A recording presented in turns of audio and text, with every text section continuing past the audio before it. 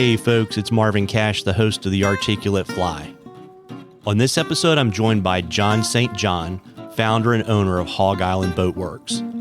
John shares his fishing journey, and we take a deep dive into all things Hog Island. I think you're really going to like this episode. But before we get to the interview, just a couple of housekeeping items. If you like the podcast, please tell a friend, and please subscribe and leave us a review in the podcatcher of your choice. It really helps us out. Following up on last week's episode, we received several listener questions asking about the best way to support the show.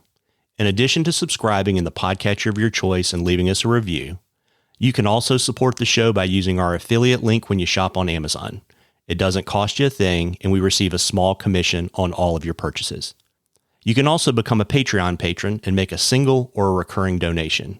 Links to both of these options are in the show notes. There wouldn't be a show without listeners like you. We appreciate you more than you know. Now, on to our interview. Well, John, welcome to The Articulate Fly. Thank you very much for having me. Well, I'm really looking forward to our chat this evening, and we have a tradition on The Articulate Fly. We always ask all of our guests to share their earliest fishing memory. Yeah, I think we're going to talk about fishing tonight. That's cool. Yeah, absolutely. Yeah, right on. It was a small pond named Lucas Pond that my grandmother took me to in southern Arkansas. It had alligators in it. And so what was that like, fishing when you were a kid and you had to worry to make sure you didn't accidentally find an alligator? It was awesome. I'd spend my summers down there and had a whole collection of cane poles. We had a special cane pole holder on the side of her car. She might have driven a Buick or something. And she'd park me down there and then go walk and keep an eye on me. But the gators would roar. It was awesome. I was catching a lot of brim. And I was trying to catch catfish on that old chicken blood bait called Charlie bait. That was coagulated chicken blood. But I was catching more brim under a bobber with worms. We had a worm farm. Super cool. And so when did you get drawn to the dark side of fly fishing? In high school, up in Tennessee, seeing people catch brim again on poppers. Gotcha. Yeah. And where was that? Where was that in Tennessee?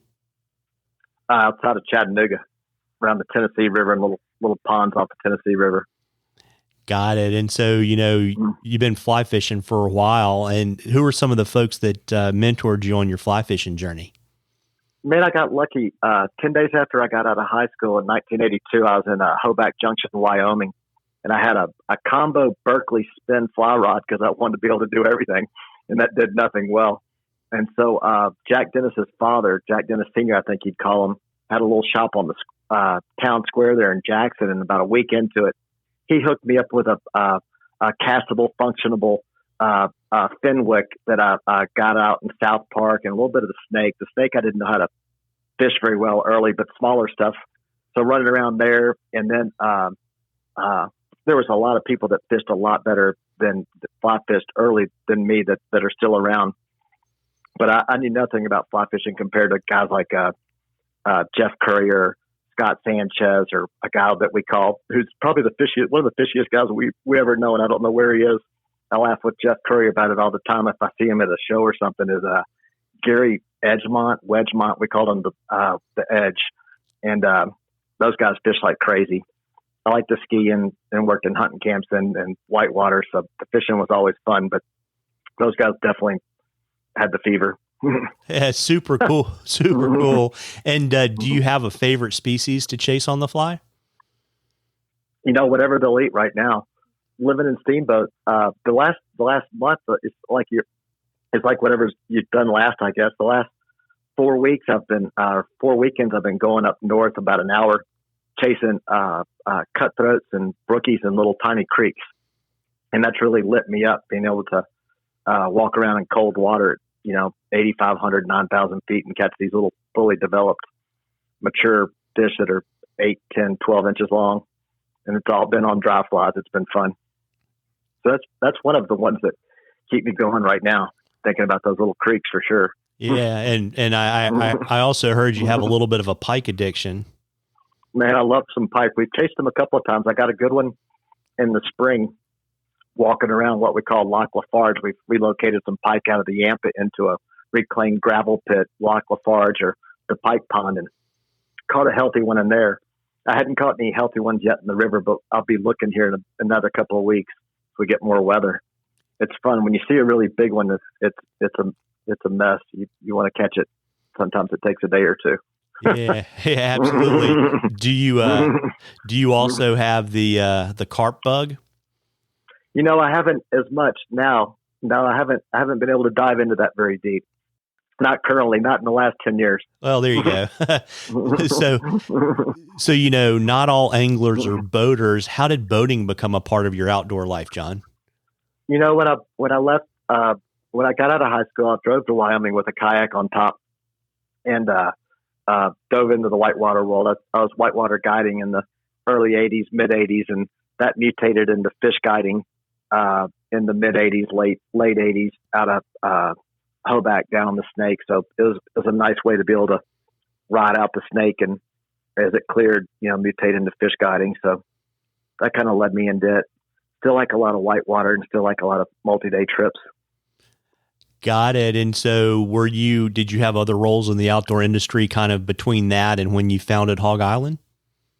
I left guiding and had another life for 10 years in the 90s, from 91 to 2001 in the furniture industry, chasing furniture collections, in the North America and then beyond. And so I had another life, I guess, getting me back into the outdoor industry started really with, I had a real sweet tooth for duck hunting for a long time, and developed a zippered wader with YKK and some other folks. And it was right about the time that neoprene in the late 90s, 98, 99, neoprene was evolving to a more softer Gore-Tex materials for waders, and made some prototypes and didn't chase that one very far, the zippered wader thing. And then developed a grill in the late 90s that I love called the barbecue briefcase that folds flat.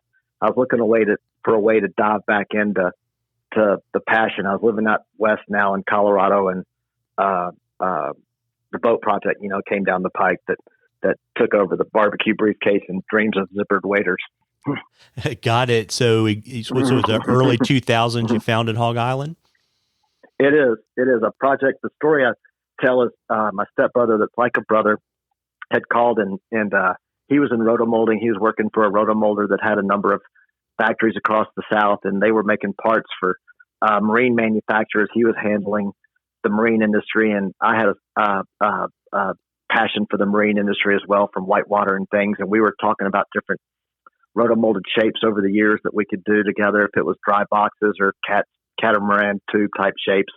And then his company did a project for Disney, and they used this skin foam skin technology. He sent me a cross section of it and said they're curious if they thought it'd make a good material for a drift boat. And that's a day that I remember. So by the end of the day, I had the president of the company on the phone, and I was convinced that would be it. We were going to chase that. I was going to chase that pretty hard. So that was it. That started it. So they put me in touch with the people that helped them with the Disney project, that designed it. And that one of the guys that coincidentally was one of the founders of another rotomolded boat company called Logic, that changed its name to Triumph. It was owned by Irwin Jacobs of Genmar, the world's largest boat guy. Irwin's a famous guy in the bass world. It started one of the bass tours. And so that guy was great. He was able to explain to me what I needed to know to make a drift boat out of plastic. And off we went. Yeah, super cool. And to kind of help people know, can you kind of briefly explain what rotomolding is and, what that cross section of material look like? Because in my mind's eye, I think of it as maybe like a cross section of a Yeti cooler. It is. It is. Alvin Dedeaux, outfitter and guide down in Texas, had released a video yesterday that really summed it up, that it's a Yeti in a boat shape. The difference between us and a Yeti or another rotomolded cooler is that our interior is a polyethylene foam versus a polyurethane foam. The cooler folks will squirt in a polyurethane foam, and other boat people like Boston Whaler and other companies, when they're creating flotation, will use a polyurethane foam that expands. It has an R value for insulation, and it also expands. our big deal is that we use a polyethylene foam that bonds to our skin, and polyethylene is a fancy way for me to say plastic. So our cross section is like a Yeti or a rotomolded cooler in that it's a skin foam skin, and ours is skin foam skin along the sidewalls of our boat down into the tine and the boat bottom. As our customers know, there'll be hollow cavities in our boat in the decks where the foam doesn't completely fill. We designed the boat so it completely fills on the sidewalls to hold our boat shape and to make her tough, things like that. But we can fill to only so much until we have diminishing returns in the weight of the boat and things of that nature. So it's a trade-off that we have. But the rotomolding process is a short name for rotational molding. So what you're having is for our case, it's a two-part mold, which is kind of like me cupping my hands together. Or if you think about a hollow Easter bunny, as I was told the story, the Germans in the early 1800s developed rotomolding to make hollow Easter bunnies out of chocolate. So you have a two-part mold that's like two parts of your hand coming to, one hand and another hand coming together, a clamshell, if you would. You have a clamshell coming together. You hold it up in space and you turn it while you're tipping it, rotate it to spread the resins out while you're heating it. And then the resins, in our case, are polyethylene versus chocolate. Our polyethylene sticks to the sidewalls as it's rotating and heating, and then we cool it. It's easy to heat them. The real trick and the magic is in cooling them. And what's cool about rotomolding, it's a young industry in a sense with plastics. Plastics are really young, polyethylene. And what's neat about it is a guy that has a PhD and has years of technological background will always admit and defer, if he's a good one, I find, to someone that's working the oven that has a smell for it. There's a lot of touch and feel involved in rotomolding, and that's been a real neat part of it. I think every one of our boats probably is a little bit different, as our customers would say. Yeah, super neat. And where did the name Hog Island come from?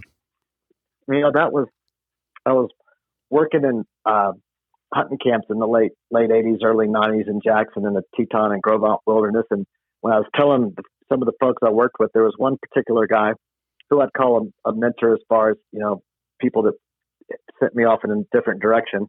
He was a cowboy named Bob Disney.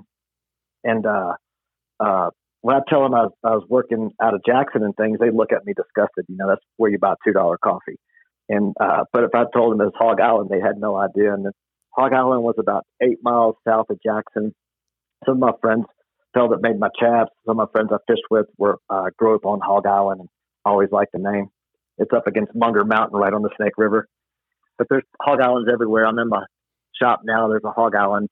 Somebody sent me a picture from Michigan, and Washington State has Hog Island oysters and things. They're everywhere, I think. Yeah, that was where I Googled it, and where I knew where you had lived. I was like, well, that doesn't quite sound right. So I wanted to ask that question. So you find this kind of new potential application for rotomolding. What was the potential that you saw for it, and kind of that boating problem you were trying to solve with this kind of new approach to boat making?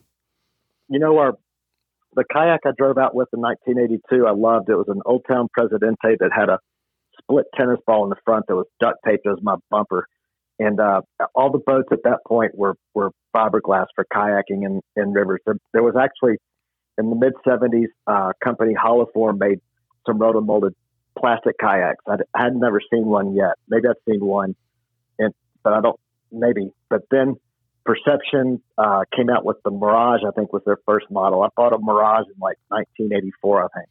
And when I dropped my fiberglass kayak and got the Mirage, I never thought about fiberglass ever again.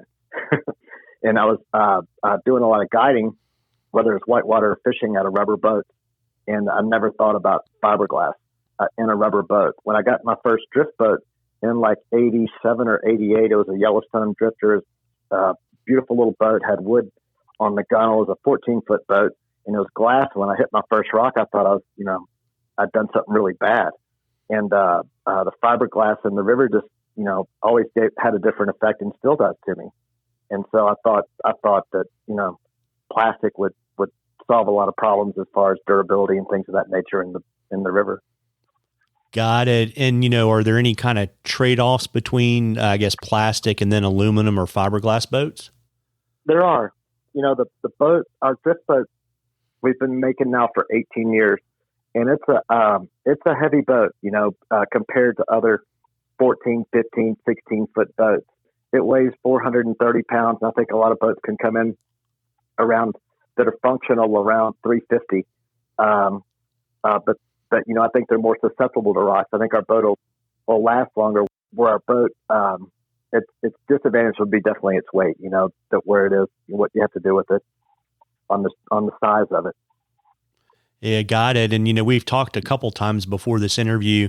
Can you kind of walk folks through your production process? Because it's kind of cool because your ovens are half a country away and then you're putting the boats together in Colorado. So, when people look on like Big Frank's website and see a boat, why don't you give them a little bit of a feel for what it took to get that boat to Big Frank's? That's right. So we're rotomolding the drift boat and the skiff are the two world's largest skin foam skin parts. We're in North America's largest oven. There's only a couple of ovens available for what we do, making these boats. And we've been now for 8 years out in California, just north of Fresno, and North America's largest oven. We rotomold our hulls there. We were assembling there in California until this summer with COVID. One of our main guys out there got COVID, and one thing or another led us to move the assembly back to steamboat. So right now, what happens when Big Frank receives boats is a boat's made in California, rotomolded, just like a chocolate Easter bunny, and then it's shipped to us with our boat haulers. We assemble it here in Steamboat, turn it into a boat, and then we ship it to Big Frank or Action Marine in Austin or Portside down in Orlando, where customers come here and pick them up. Yeah, super cool. Yeah, I've got, not necessarily with Hog Island boats, but have several buddies that have done the run to the Rockies to pick up a drift boat before. Yeah. I get everyone that comes to town. It's fun. A night at the Rabbit Ears. A lot of times we get to go fishing if it's the right time of year type thing. Yeah, super cool. So how many boats do you guys make a year? Around 50 to 55. This year we might do a little bit more, but around there. Very cool. And you mentioned having to kind of bring things back to Colorado to put them together. Any other impacts of COVID on kind of your production process? It's been touch and go. The first couple of months, I think, were a lot different than they are now. It was really hard the first couple of months. We were getting sputtering production, if you would. The folks in California were challenged for sure with the shutdowns and whatnot. And but now, I think it's just a little bit more open. There's still some weirdness. We've had a driving team. Everybody knows someone that has COVID now, and we've had these this family that hauls for the Coast Guard and the Navy boats, and then they've been able to backhaul for us. They call it, from California back east, and it's worked out great. And we've got a good relationship with them. It's three brothers, and one of the brothers had COVID about a month ago. So there's still some wrinkles. Where we think we're going to ship 1 week, and it might be pushed back 2 weeks with different things. And then the hurricane, we had the hurricane down in Louisiana that messed up our shipping there for a bit with trying to get boats from. They had to haul boats out of Louisiana for the Coast Guard and then pick up our boats. But there's always something. Yeah. Keeps life interesting. And so, for folks that aren't super familiar with Hog Island, you make a 16-foot drift boat and a 16-foot skiff. And I was wondering if you could just tell us a little bit about each boat. Yeah, the drift boat, like I was saying earlier, it's a heavier boat to be fair in the marketplace now. It's an 18-year-old design that I designed thinking about the Snake River. And it's a boat that's really good in Class 2, Class 3 water fishing as a fishing platform and as a multi-day boat. And it's a good boat to be able to go to a lot of different rivers, if you would. It's a true 16-foot boat down the center line with a 54-inch bottom and an 81-inch beam. And my trick was leaving it wider going back to the transom, and it created more footprint on the bottom of the boat, and it created more deck space in the top, because a lot of times in the back seat of the boat, of a skiff or a drift boat, that's like the penalty box, you call it, where the guy that didn't buy the trip is sitting, or the brother-in-law, or the person that's maybe not very fishy, you know? Yeah, the one with the spinning rod. Yeah, exactly. So our rear we think is, you know, a pretty fair seat, nice big deck. And that created a bigger footprint for us. It's a stable boat, but like when I have guys, if you were calling me from Casper tonight, it wouldn't be a boat that you'd want on the North Platte for 150 days guiding up at the Gray Reef where it blows like crazy, or for that matter on the Madison. We only have a couple of boats on the Madison. Our drift boat, probably only a couple in that valley, a couple of our skiffs for sure, but a couple of drift boats in the valley. And those guys will be able to take their boat anywhere. They can multi-day on the Smith with it.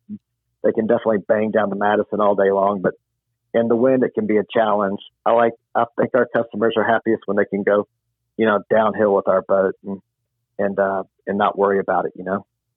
And then the skiff is a boat. I grew up with a couple of them, and my last one had a flat bottom John boat for a bit, and then a boat that had a tiny little V in the front and had a lot of that shape where it's tucked in at the transom. I was able to tuck the transom in a little bit. And when we were modeling it, I built both the mold first, or built both the boat shapes in wood first before the mold. And modeling it before I built it in wood, we could see that versus the drift boat, making it wider behind the rower's seat to give it more footprint and more speed where it stalls out. You know, the skiff made it wider going forward and gave it more displacement up on the front deck. And then with a greater beam going forward and the boat bottom pinching up into a V, it created a ton of sidewall, and it looks a lot like a boat. It's a hybrid of a boat, of two boats I grew up with, a flat bottom and one that had a shallow V. And the shallow V, to be fair, is just a little chop cutter. You know, the 2/3 of our skiff is a flat bottom boat with raised ribs for displacement, and wanted a boat that would float stupid skinny.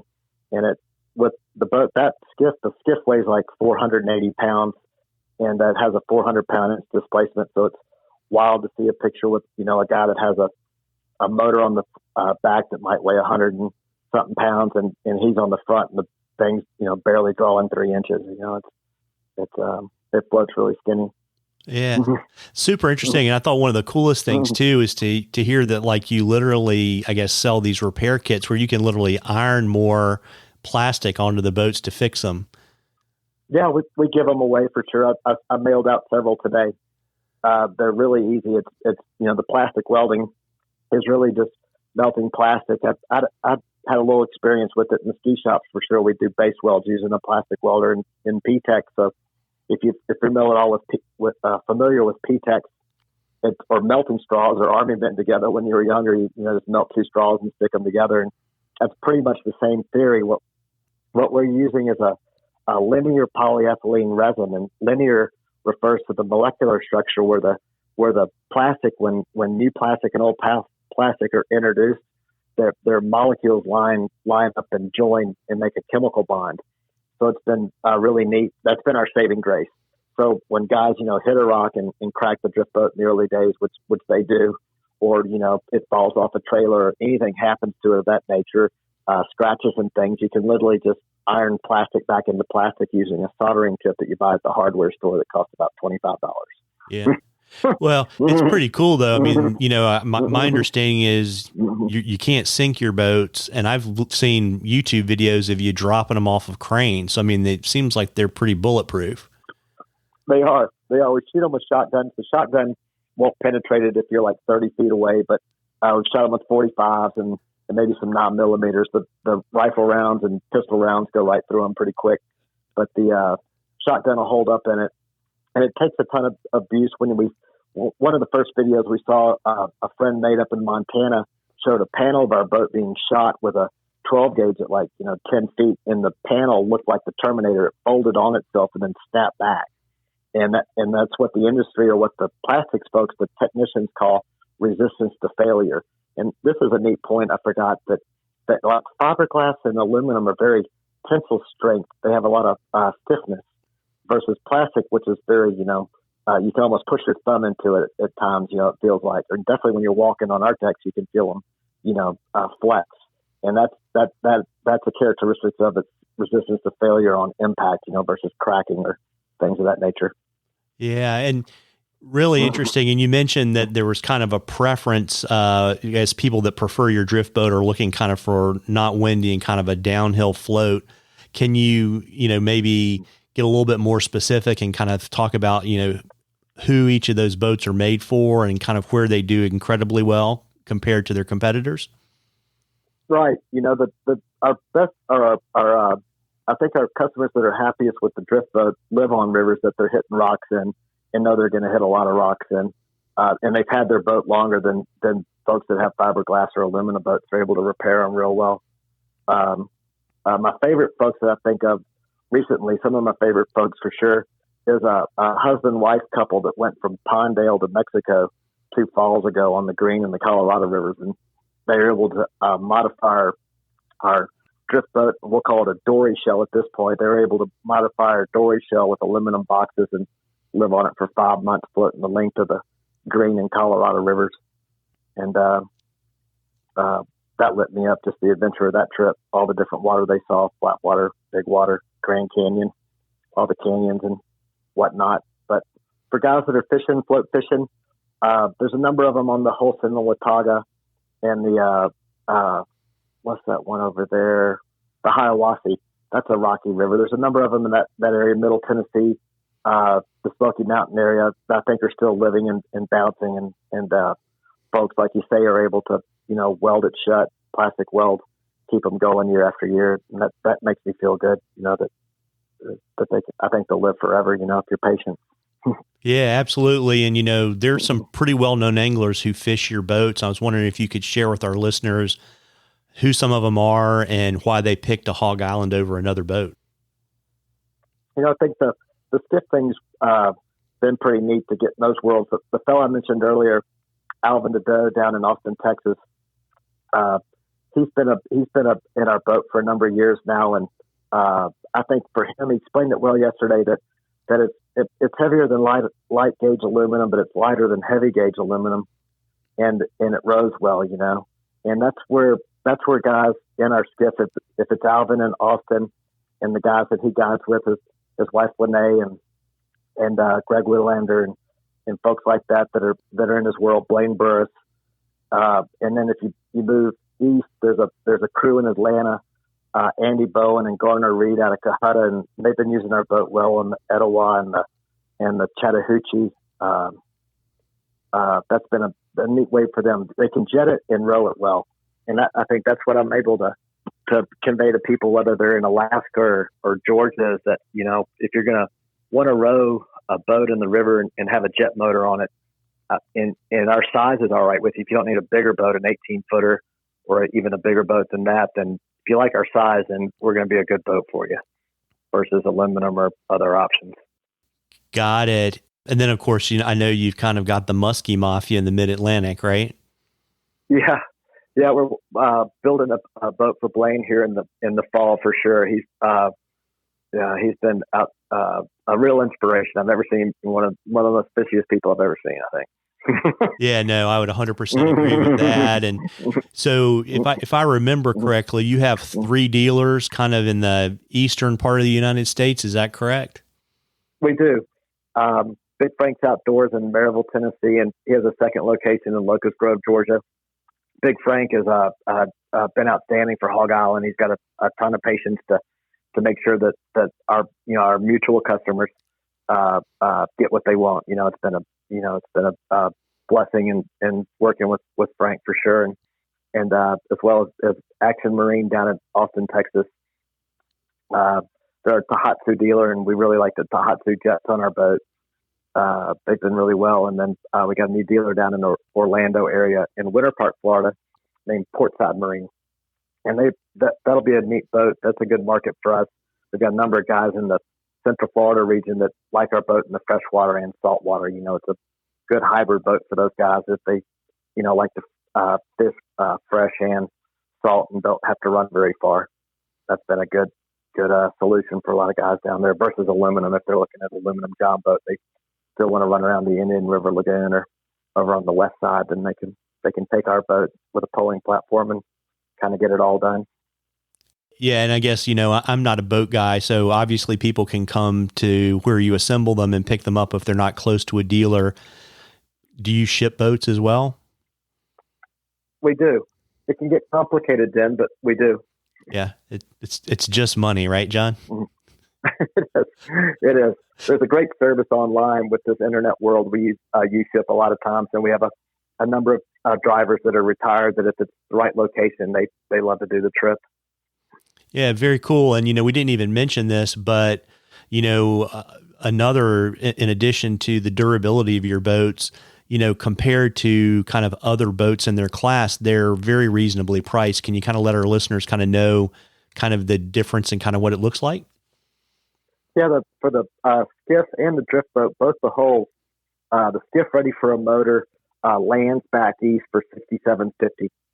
So after that, you'll if you want a poling platform or oar locks or blade locks or things of that nature to row it, or a trolling motor mount, front bow sleeves, front decks, those are add-ons after the $67.50 landed back east. And then our drift boat's going to land like that too, back east for $67.50 after and that'll be ready for accessories as well. That's just a boat kind of offering them that way this year. So guys can, if they want the oar locks, everything we do on the drift boat, casting braces, things of that nature, all add-ons. But that gives them a nice look at it, kind of like if you were looking at, other boat models and things, add on from there. Yeah. And so just kind of rough idea, by the time you buy a trailer and you kind of accessorize it, what are people kind of looking at? Yeah, with the skiff, your motor's going to cost as much as the boat, and probably a little bit more if you go the jet route. But the skiff, with motor and a couple of accessories in the trailer, you're going to be looking anywhere between 12 to 15 to 16, up to 17. There's some center console options with our skiff. With the drift boat, with everything in, all the oars and trailers and everything, you should be, south of 9. Yeah, very cool. And, obviously it's been beyond a weird year, but is there anything on the horizon for Hog Island you want to share with our listeners? We've taken it a day at a time, Well, I won't hold you to the new 2021 models then. No, I think we'll all stay tuned for the zombie apocalypse. Fair enough. Well, the good news is shotgun rounds don't go through the boat, so you're safe. I know. You'll know where you'll find me. Yeah. So, obviously, fly fishing shows in early 2021, I think everyone's hopeful, but, we know that it's not 100% certainty that they're going to happen. Are you guys planning to be on the show circuits, or are there going to be places that folks can go in January, February, and March? I can't speak to our dealers. The last thing we were going to do was the end of March, a show in Orlando with our Winter Park dealer, Portside Marine, and that of course got canceled a week before, March 20th or something. They might have canceled it, but our dealers might. I don't know. Me personally, I'm dreaming of making some cross country tours for some FaceTime. They call it, with some folks, and get out and about. But the shows, I don't know. I don't have a good feel for it right now. Yeah, because I guess the way I met you is Big Frank had his boats down in Atlanta at the fly fishing show, and you were there in the booth, right? Yes, I've been enjoying going to Atlanta a couple of days earlier or something and go fishing. It's been a lot of fun. Yeah. Hit the stripers. So, before I let you hop, what's the best way for folks to get in touch with you and kind of keep up with everything Hog Island? I'm going to say the internet, probably hogislandboatworks.com. We try to keep our Instagram thing going a little bit. That's a good place to find us as well, or things that other folks are posting.